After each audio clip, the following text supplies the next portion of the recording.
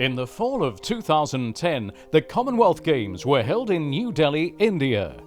An international broadcasting centre was made from scratch to bring the Games to over 2 billion viewers worldwide in high definition.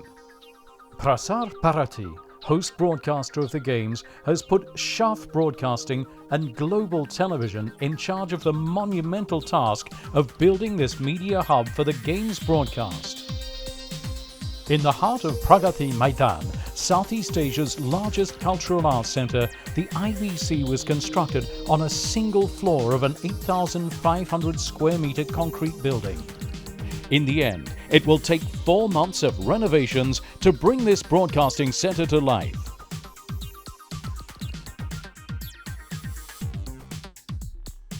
Studios, linear and non-linear editing suites, satellite uplinking, optical fiber connectivity. We are looking forward to a broadcasting performance which will be world-class. Asiad in 82 gave us color television.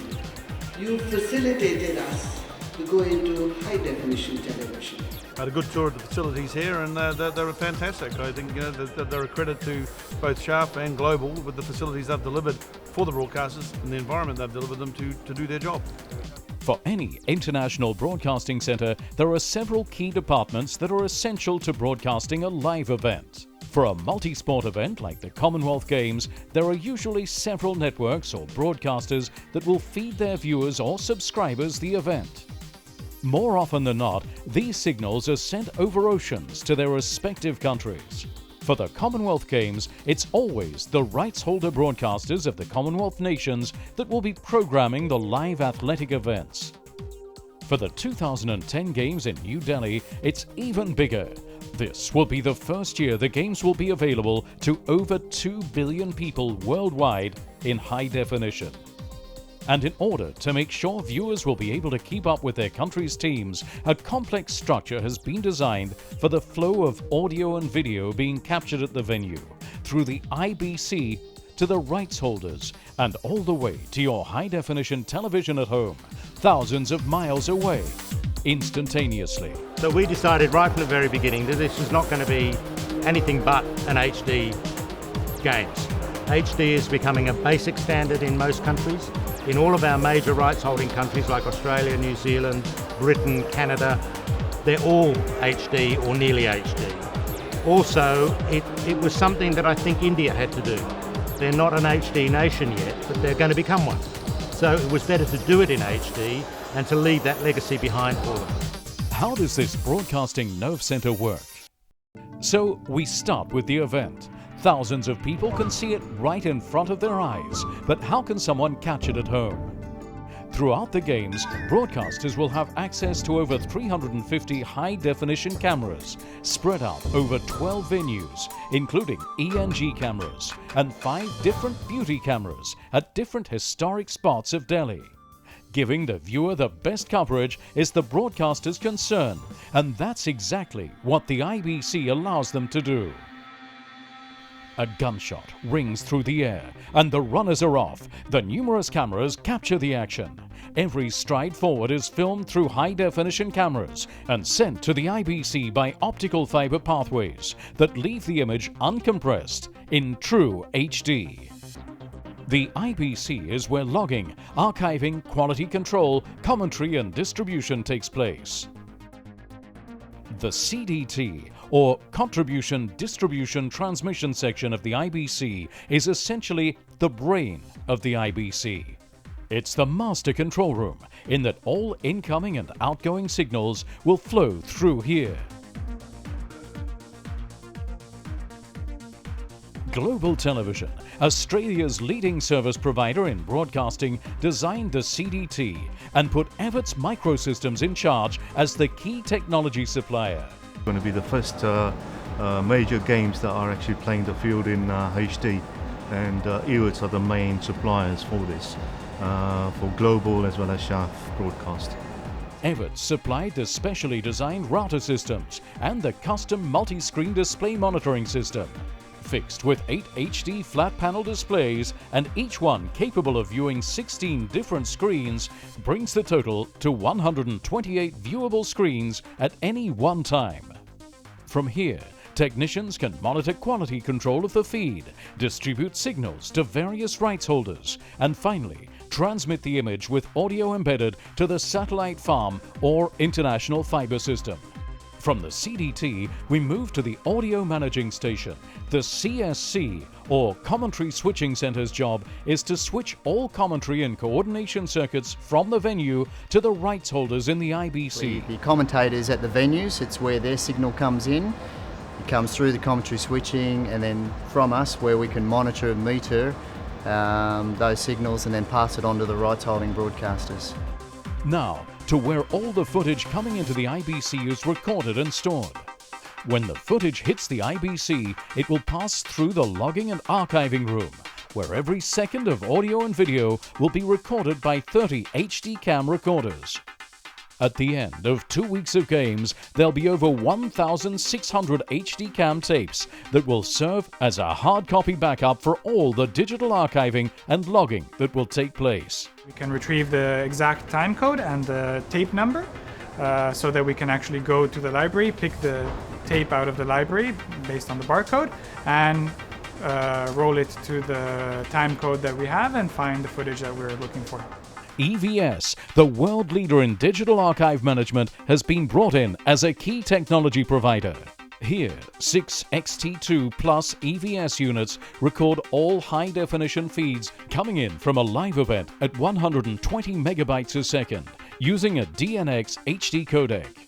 All of the footage is then put up on an EVS server, viewable by rights holders who wish to look up specific events for booking purposes. For games of this magnitude, 26 loggers are needed to monitor the sporting events as they're received in the IBC. Trained prior to the start of the games and each one familiar with a specific event, the logger watching the event will be making keyword-specific notes to be archived on the EVS server. And the best part is watching sports, logging it, it's fun. And the team I have is quite experienced in logging, so I'm getting to learn a lot from them. The EVS system will be accessible by the rights holders in HD and in low resolution for fast viewing. So basically what they can do with this is they can send the HD clip up to the send. So we got a 40 terabyte send, which is used by the editors. So the goal of all this is to record all the incoming feed, to log them, to archive the feed. And with the logs, the browsers which are going to be using the edit suite can look for whatever footage they want real quick. The host broadcaster of the games, Prasar Bharati, in addition to providing the International Broadcasting Centre, is also responsible for providing 2 one-hour edited highlight packages per day of the event. EVS has set aside 3 highlight edit suites, each equipped with an EVS-specific editing software called Clean Edit. For rights holders who wish to cut their network packages at the IBC, there are 3 complete Final Cut Pro stations with qualified editors available 24/7. Powering the state-of-the-art high-definition equipment in the IBC was of great importance, as you might imagine. In addition to pulling a huge amount of electricity from India's northern grid, 7 generators and 2 backups were brought in, each pumping out 500 kilowatts. Situated behind the IBC, 9 generators sit ready to kick in more than 3 megawatts of power in case of a national grid failure. Power is rigged through a network of online UPS or uninterrupted power supply units of a gargantuan nature, with a switchover time that ranges in the milliseconds, so as not to power off any machine for the slightest amount of time. The IBC will be a 24-hour operating facility. Comfort and ease of access is of foremost importance. An international cuisine dining area has been constructed to be able to serve hundreds of people round the clock. Surrounded by India's bright colours, media personnel can come here to take a break from the hectic schedule of the Games. A 24-hour information and help desk also sits with plenty of volunteers ready to assist anyone in need. We've come out of a year of doing Vancouver for Winter Olympics. We've come out of doing World Cup soccer in South Africa. and now Commonwealth Games, all in the same year. And broadcasters walking around and seeing the facilities that they're seeing here is a fantastic comparison. So that's where we're getting this world-class comments about this IBC, because it is world-class compared to the major events that have been held this year. We wanted to present the technology and bring a technology showroom in India to demonstrate our capability to implement tapeless solution in HD in the country.